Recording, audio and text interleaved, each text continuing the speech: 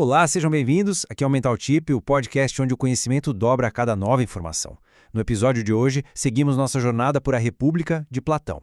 Após explorarmos o famoso mito da caverna, a gente chega numa questão que é decisiva. Como é que se forma a pessoa que conseguiu sair da caverna e, mais importante, por que ela tem o dever de voltar para governar?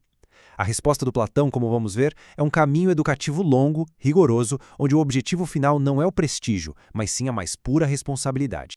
Bom, para começar, vamos voltar um pouquinho para a gente se situar, né? No nosso último encontro, a gente mergulhou na alegoria da caverna. Lembrem da cena? Prisioneiros acorrentados a vida toda, olhando para uma parede onde só passam sombras. Para eles, aquilo é a realidade, ponto. Até que um deles, com muito custo, se liberta, sai da caverna e vê o mundo real iluminado pelo sol. Ele finalmente contempla a verdade. E é exatamente aqui que surge a grande pergunta que Platão vai tentar responder. Pensem bem, depois de ver a verdade em sua forma mais pura, simbolizada pelo sol, por que alguém, em sã consciência, escolheria voltar para a escuridão? Voltar para junto dos prisioneiros que ainda acreditam que as sombras são tudo que existe? Qual é o sentido de trocar essa contemplação toda pela confusão da política? E a resposta de Platão, olha que interessante, começa virando a nossa expectativa de ponta cabeça. Sair da caverna não é o fim da linha como a gente poderia imaginar. Na verdade, é o verdadeiro começo do aprendizado. Ver a luz do sol não te dá um diploma de apto para governar. Não, aquilo apenas te qualifica para começar a educação mais rigorosa de todas. O objetivo dessa educação superior é basicamente uma reorientação da alma. Ela precisa ser virada aos poucos na direção da verdade, do mundo das ideias. E mais, ela precisa ser fortalecida, sabe? Como se fosse um músculo mesmo para resistir aos enganos, às ilusões do mundo sensível. E o ponto fundamental. Tudo isso é para preparar essa pessoa para a tarefa gigantesca de voltar para o mundo político e governar com sabedoria. Certo. Mas como se faz isso na prática? Platão não economiza nos detalhes. Ele prescreve um currículo bem específico. Um conjunto de ciências que foram pensadas para uma única coisa. Treinar a mente a pensar de forma abstrata. O objetivo aqui não é construir algo prático, não é para fazer cálculos para o dia a dia. O objetivo é outro, é elevar a alma, degrau por degrau, para longe do mundo físico e para mais perto do mundo das ideias puras.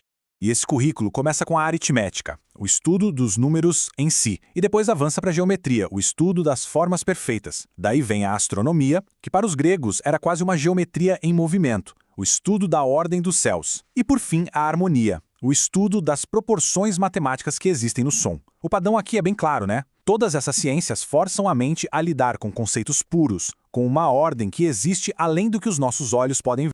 Depois de uma década estudando essas ciências, o estudante está finalmente pronto para o cume, o ponto mais alto de toda a formação filosófica. A disciplina final, a mais difícil e a mais importante de todas, a dialética. É a arte da conversa filosófica levada ao seu nível máximo. O que torna a dialética tão especial para Platão é que ela é o único método que avança destruindo as próprias certezas. Pensa só, as outras ciências partem de algumas ideias sem questioná-las. A dialética, não. Ela questiona tudo, vai subindo sistematicamente até chegar nos princípios mais básicos, até a contemplação da ideia do bem. É a ferramenta que permite que a alma veja a verdade diretamente, sem precisar de imagens ou de suposições. Só que, atenção! Aqui Platão faz um alerta seríssimo. A dialética é perigosa. Nas mãos erradas ou se for ensinada cedo demais, ela vira um joguinho, um instrumento para destruir os argumentos dos outros só por prazer. E isso leva ao ceticismo, à desordem. Sem um caráter já bem formado, fortalecido por todo aquele estudo anterior, ela é destrutiva. Somente para a alma que já é madura e disciplinada é que ela se torna de fato o caminho para o bem. Então, como é que tudo isso se encaixa numa vida? E como essa formação tão longa leva, finalmente, ao dever de governar? Platão é muito específico sobre o cronograma, mostrando que essa não é uma jornada rápida, não. É o trabalho de uma vida inteira. Vamos dar uma olhada nesse cronograma. A educação básica, música e ginástica acontece na juventude. Dos 20 aos 30 anos, são 10 anos de estudo intenso daquelas ciências que a gente falou. Dos 30 aos 35, 5 anos dedicados só à dialética.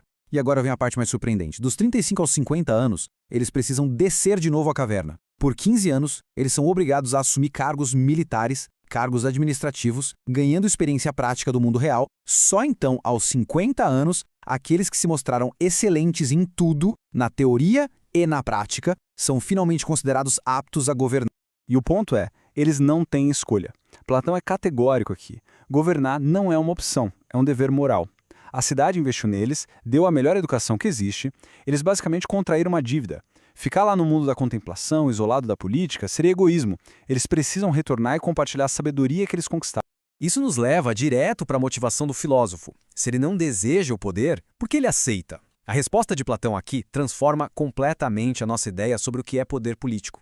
Não tem a ver com ambição, tem a ver com um profundo senso de responsabilidade e, no fim das contas, de sacrifício. Tem uma frase que aparece lá no livro 1 que agora faz todo o sentido. O filósofo não governa porque ele ama o poder. Ele preferiria 1000 vezes ficar na dele, contemplando. Ele governa por medo de um mal maior, ser governado por alguém inferior, por alguém que deseja o poder por motivos egoístas. A maior punição para uma pessoa boa que se recusa a entrar na política é ser governada por gente pior que ela. Então, o ponto crucial é este. Platão fecha aqui o grande arco da discussão que começou lá no primeiro livro. Lembra do sofista Trasímaco? Ele defendia que justiça é o interesse do mais forte, que o poder serve a quem o tem. Agora, com a figura do filósofo rei, Platão dá a sua resposta final. O verdadeiro poder não é um interesse a ser explorado, mas um dever a ser cumprido. Ele não serve ao governante, mas à cidade inteira. Resumindo então, a jornada do conhecimento em Platão é um caminho de 3 etapas. Sair da caverna e ver a verdade exige uma educação longa e rigorosa. Conhecer o bem, que é o topo dessa educação, exige uma disciplina de ferro da alma. E, finalmente, usar esse conhecimento para o bem de todos, ou seja, governar, exige sacrifício pessoal. A grande lição que Platão deixa aqui é que a filosofia não é um exercício puramente teórico, uma fuga da realidade. A jornada filosófica não acaba quando se encontra a verdade. Ela culmina no compromisso com a comunidade, na aplicação dessa verdade para tentar criar uma cidade mais justa para todo mundo. Isso tudo nos deixa com uma pergunta no ar, que é inevitável. Esse é o ideal? A cidade perfeita, governada pelos mais sábios? Mas o que acontece quando esse ideal falha? O que acontece quando o poder cai nas mãos de quem o deseja com todas as forças, em vez de quem o aceita como um dever, quase a contragosto? Na nossa próxima análise, vamos ver Platão responder exatamente a essa pergunta ao descrever as formas degeneradas de governo e a inevitável queda da cidade justa. Obrigado por acompanhar o Mental Chip